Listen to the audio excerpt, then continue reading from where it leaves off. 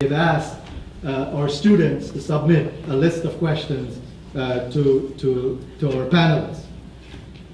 My first question to the panelists is, I'm sure you would all agree with me that our workforce is aging at an increasing rate, at least some of us are. At the same time, the children of many baby boomers are in the workforce.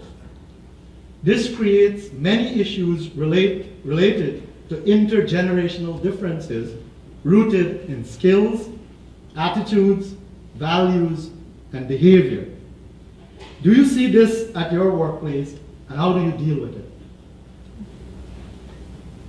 I'll start with Julie. Okay. We do actually see multi-generational issues in the workplace. I would say for me, what I've observed most is it's around career expectations and career development. So a lot of the boomers or the traditionalists who kind of work their way doing it a certain way expect that of the Gen X and Gen Yers. And when there's an expectation from the Gen X and Gen Yers not to necessarily do it the same way, that causes some friction. So a lot of the baby boomers and traditionalists are kind of in the leadership positions, and their expectation is, if I want you to go and do this job, pick up and move and go. And the Gen X and Gen Yers have a lot more quality of life issues and concerns, and they're just not going to do that. So that's where I tend to see the most kind of impact in the workplace in terms of trying to work through how we look at that from an employer perspective. Can you give some specific examples? Well, that was actually a specific example in terms of where that's come up, where we have leaders who expect that to move up the career path, you actually have to make this move. And we've had to kind of embark around a diversity conversation around how different generations have different needs, different attitudes. We've done a lot of training around diversity and inclusion and what that means, and I think the multi-generational aspects and the differences are something that is one aspect of diversity that we need to leverage as an organization. So we have to kind of intervene as that comes along. Phyllis? Yeah, I would add to what Julie was saying in terms of we've looked at training and development of our managers, because a number of them, same types of issues, and a number of them really struggle with, this high energy, high potential person who's very easily dissatisfied, and what do I do with them other than be frustrated with them, because they should just do what I ask them to do and not argue with me about it. And every 6 months we're having a conversation about when they're going to be promoted. And so we've really had to work with our managers for how to harness that energy and enthusiasm and focus it in the right direction.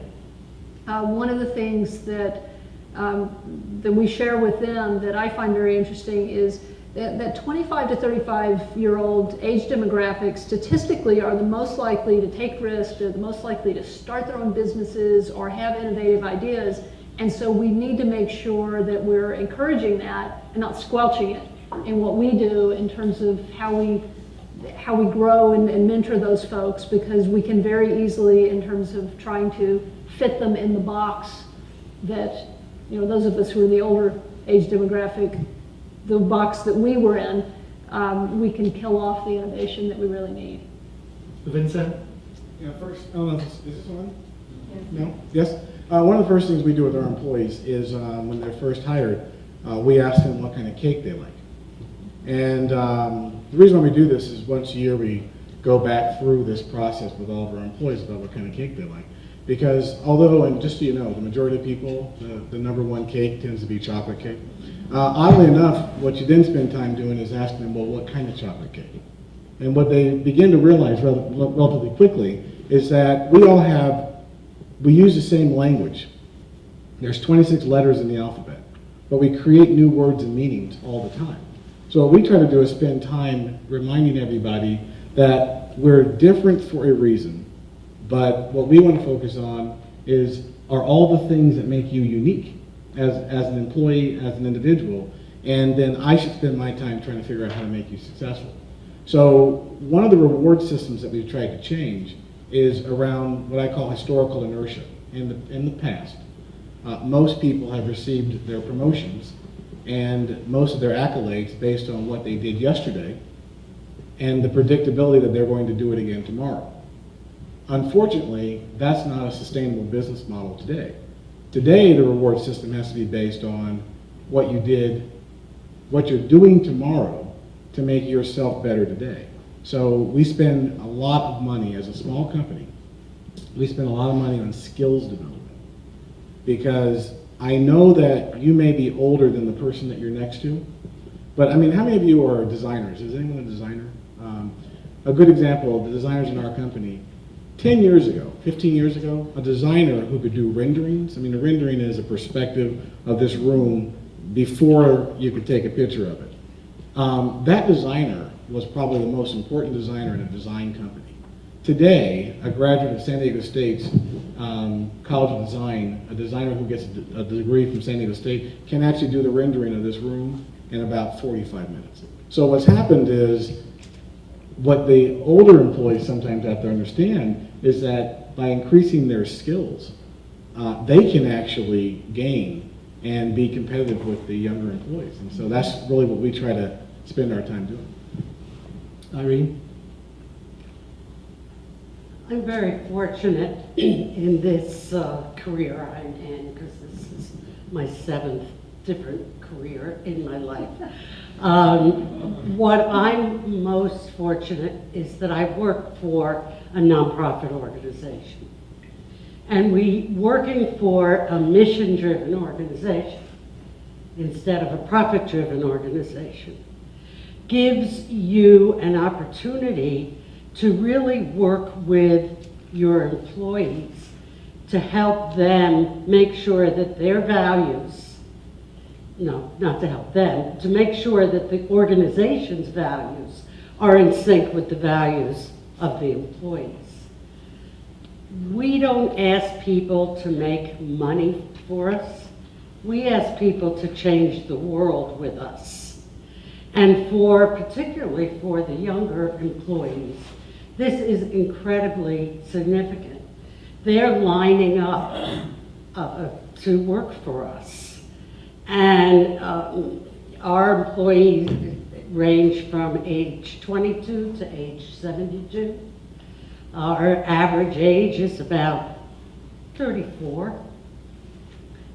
It's about 50-50 male and female, but every one of them works for us because of our mission.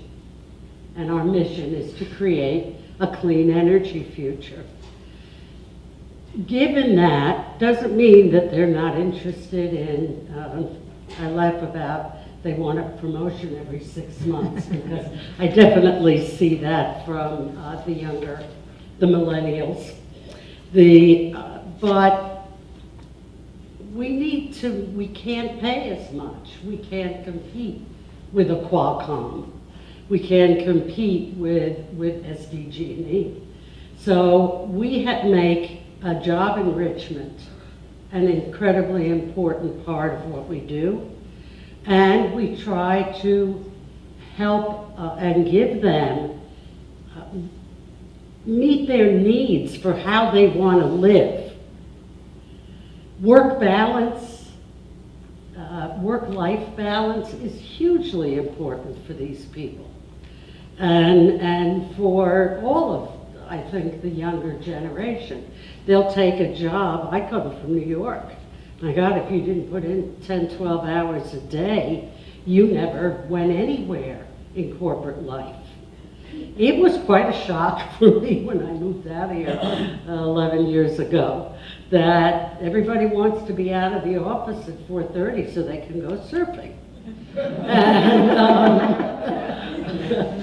so we have a variety of flexible work schedules for our employees.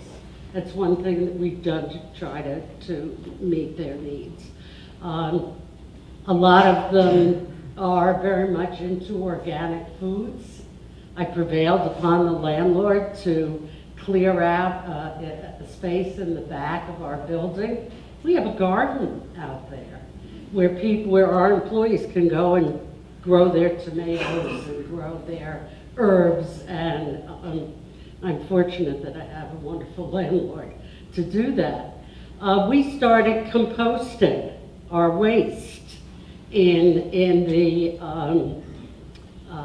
office because so many of our people are such passionate about sustainability.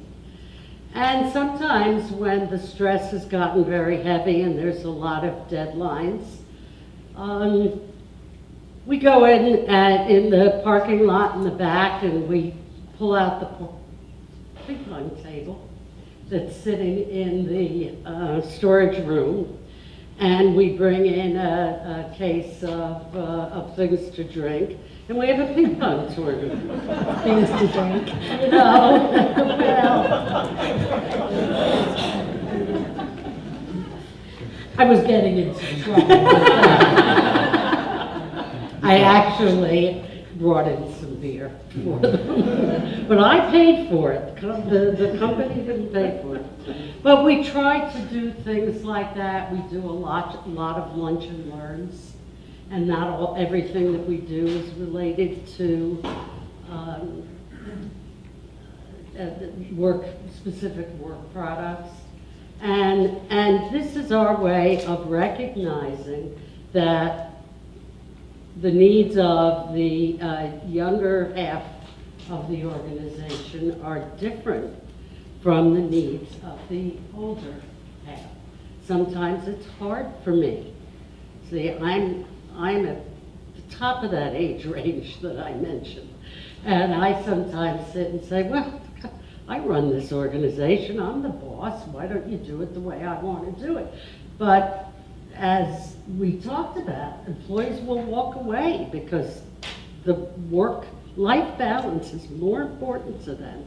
And so as an organization, we recognize their needs while we gently try to bring them along with perhaps a little more discipline and attention to detail. Keith. Well, I'm gonna come work for your company. It's the beer. What kind of beer? Okay, so I'm a little different than some of these people up here in that I have a small business and it's a defense contracting business. So I have limitations of government, of both DOD, federal, state, local. So a lot of issues and concerns. But to get to the question about the generational difference, I do have a range of ages from 20s to 70s. So yes, there is a generational difference. But interestingly enough, in my situation, a lot of my employees were former military. Actually, about 90% were former military. And so, as you know, there's a kind of a code of conduct that you learn in the military. And so if a youngster starts acting up, a lot of times the older ones will snap him back in line. And if that doesn't happen, then he doesn't work out. And I know it sounds kind of, marching in lockstep, but it's not. We have our own innovations. I mean, one of the reasons we're the best company to work for is we did a lot of things that you did. You know, we have picnics and things like that so we can get together and have camaraderie. But actually the biggest conflicts are between the different services. You know, the Marines don't like the Army guys, and Army guys don't respect the Air Force guys, you know, and so that's really the biggest conflict rather than generational. Probably the Marines are the best. Yeah. I actually have 3 partners, and I'm the only what they call non-citizen. One's a Marine, the other is Navy, and the other one's Army, so we have some interesting discussions.